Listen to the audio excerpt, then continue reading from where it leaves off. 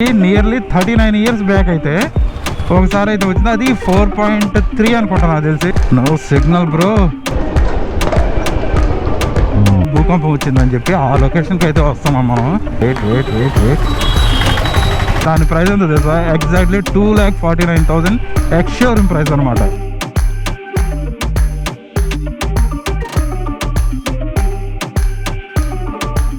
Hi hello నమస్తే, welcome back to my channel Sudheer moto vlogs. ఈరోజు అయితే మీ ముందుకు ఒక కొత్త వ్లాగ్తో అయితే వచ్చేసాను. యాక్చువల్గా లాస్ట్ నైట్ అయితే ఏం జరిగింది తెలుసా? మనకి ఒంగోలు అయితే భూకంపం అయితే వచ్చింది. అది కూడా ఎట్లా అంటే ఎగ్జాక్ట్గా నైట్ 2:50 నుంచి 3 మధ్యలో అయితే వచ్చిందనమాట. అది నియర్లీ 3.1 మ్యాగ్నిట్యూడ్లో అయితే వచ్చిందంట. వావ్, థార్ రాక్స్ కాదు, ఓన్లీ థార్. 3.1 మ్యాగ్నిట్యూడ్ తోటి అయితే వచ్చిందంట. అది ఎక్కడ వచ్చిందంటే మనకి శర్మ కాలేజ్ దగ్గర అయితే దాని సెంటర్ పాయింట్ అని చెప్పి చెప్తున్నారు.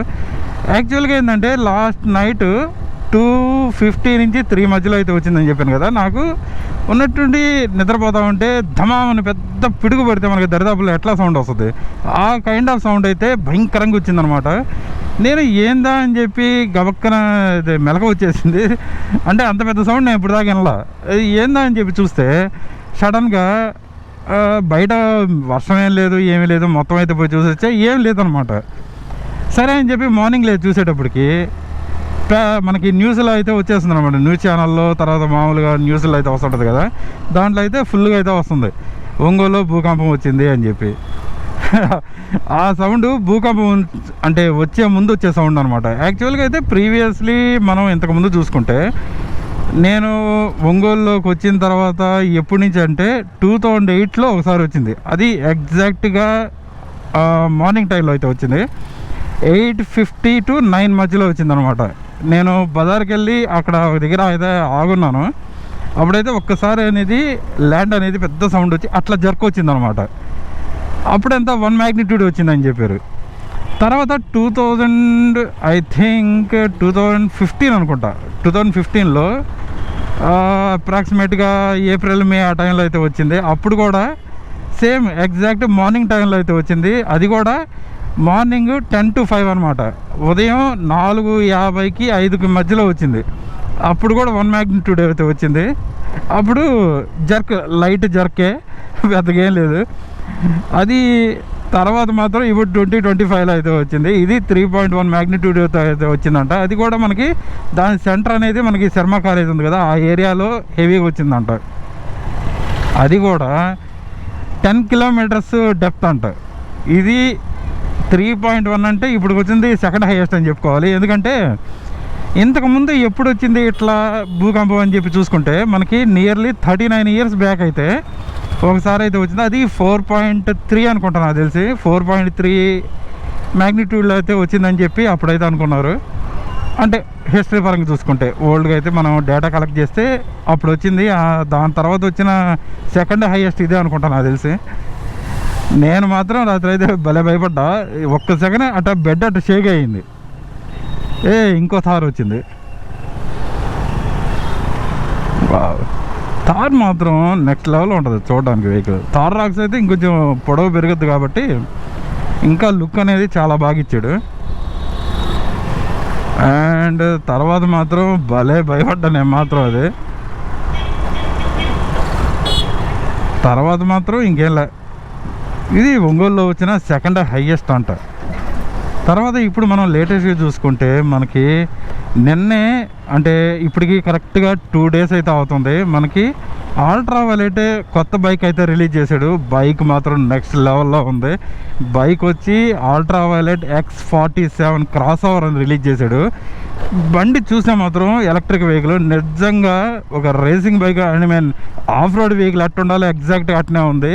ప్రైస్ చూసుకుంటే అసలుకి అంత తక్కువ రేటుకి అంత ఫీచర్స్ ఉండే బైక్ నాకు తెలిసి అయితే ఎక్కడా లేదు. ఎందుకంటే దాని ప్రైస్ ఎంత తెలుసా? ఎగ్జాక్ట్లీ 2,49,000 ఎక్స్ షోరూమ్ ప్రైస్ అనమాట. దీంట్లో వచ్చి 2 వేరియంట్లు అయితే రిలీజ్ చేశారు. ఒకటి వచ్చేమో 7.2 kilowatt తోటి అయితే వస్తుంది, ఇంకోటి 10.1 kilowatt తోటి అయితే వస్తుంది. ఈ 2.49 lakhs అనేది వచ్చి 7 kilowatt అనమాట. 10 kilowatt అయితే అబౌవ్ 3 lakh అయితే ఉంటుందని చెప్పి చెప్తున్నారు.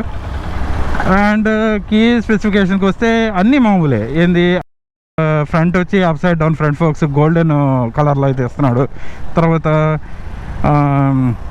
ఏబిఎస్ డ్యూయల్ ఛానల్ ఏబిఎస్ అయితే ప్రొవైడ్ చేస్తున్నాడు. దాంతోపాటు మనకి ట్రాక్షన్ కంట్రోల్ వచ్చి 4 లెవెల్స్ ఆఫ్ ట్రాక్షన్ కంట్రోల్ అయితే ప్రొవైడ్ చేస్తున్నాడు. ఇంకా మనకి డిస్ప్లే వచ్చి మనకి స్పీడోమీటర్ డిస్ప్లే ఒకటి వస్తుంది. దాంతో ఇంకో డిస్ప్లే కూడా ప్రొవైడ్ చేస్తున్నాడు అనమాట. అది 5 ఇంచ్ డిస్ప్లే అయితే ఇంకోటి ఎక్స్ట్రా ఇస్తున్నాడు. అంటే 2 డిస్ప్లే వస్తాయి అనమాట దీంట్లో.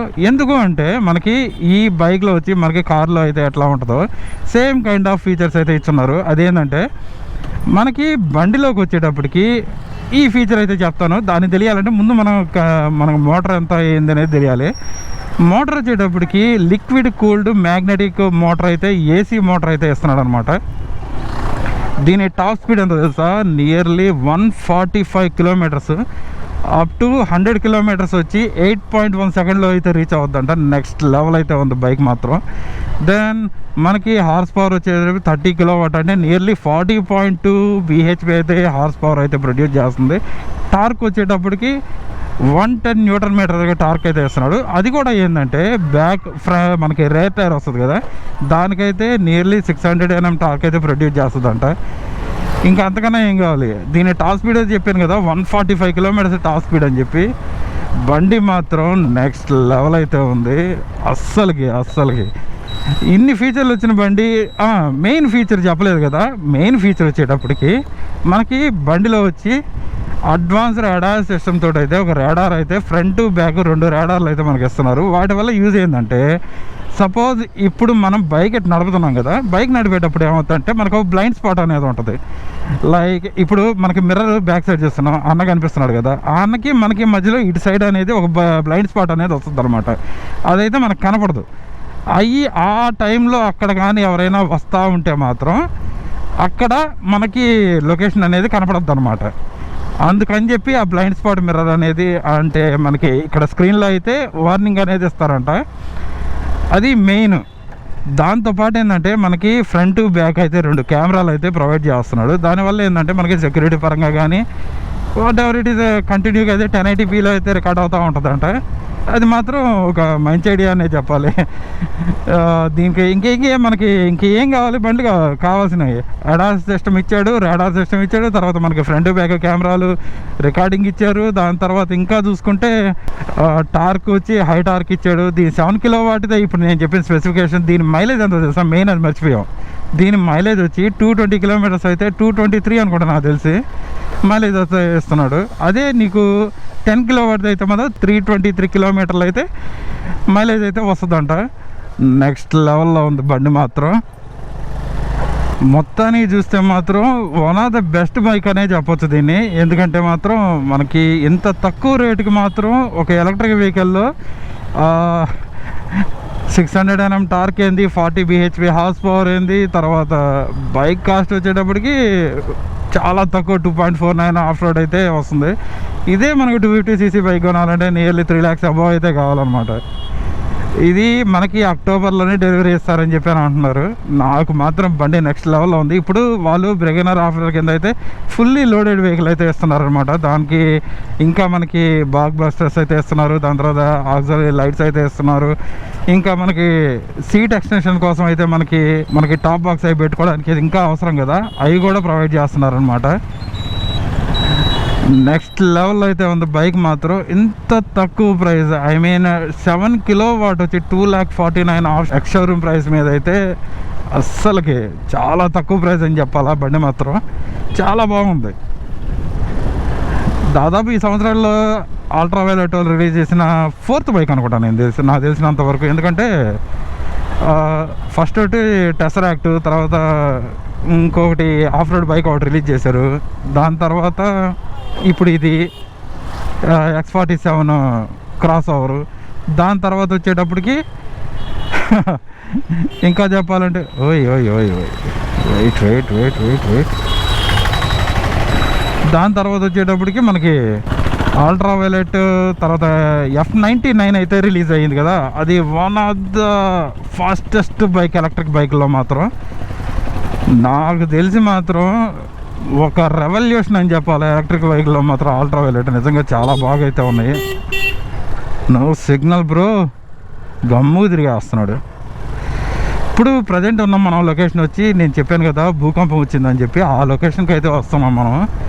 ఇది దాదాపుగా శర్మ కాలేజ్ దరిదాపులో ఉండే లొకేషన్ అనమాట ఇదంతా.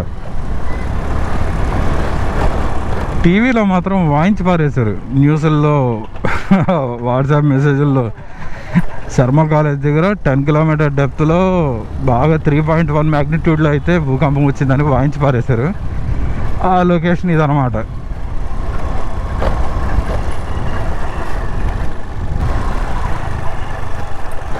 ఇది మెయిన్ శర్మ కాలేజ్ అంటే.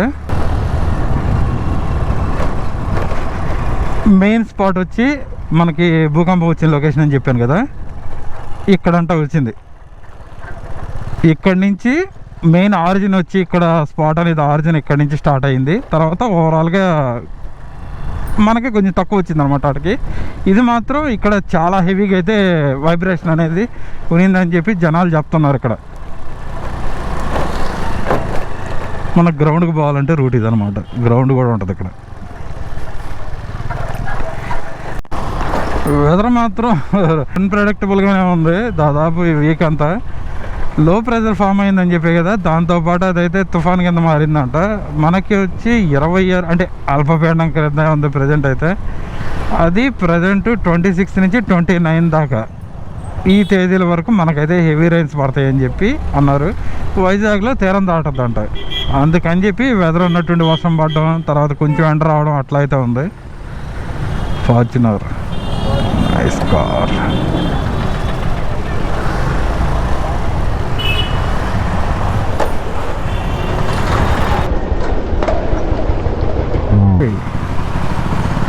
పడిపోయినాయి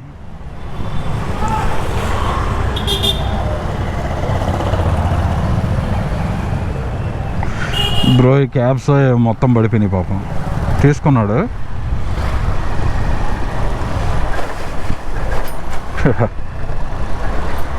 అండ్ సమ్ టైమ్స్ ఏంటంటే మనం హడావిడికి పోయేటప్పుడు ఎంత జాగ్రత్తగా ఉన్నా కొన్ని అయినా పడిపోతూనే ఉంటాయి. దాన్ని మనం ఏం చేయలేం.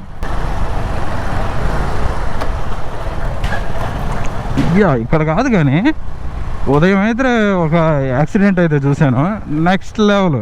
కార్ అనేది పాపం వస్తూ ఉన్నాడు, కార్ వాళ్ళది కూడా తప్పలేదు. అది జస్ట్ వస్తూ ఉంటే సడన్గా కుక్క అనేది స్పీడ్, అంటే మనకి ఇది ఉంటుంది కదా మధ్యలో, దాంట్లో నుంచి అయితే కుక్క అనేది ఎగిరి దూకింది కారు మీదకి. దెబ్బకి. Okay, that's all for today. ఎవరైనా కొత్తగా మన ఛానల్ చూస్తున్నట్లయితే మన ఛానల్ని సబ్స్క్రైబ్ చేయండి, మన వీడియోస్ని లైక్ చేయండి, షేర్ చేయండి. Don't forget friends. Thanks for watching. Thank you very much.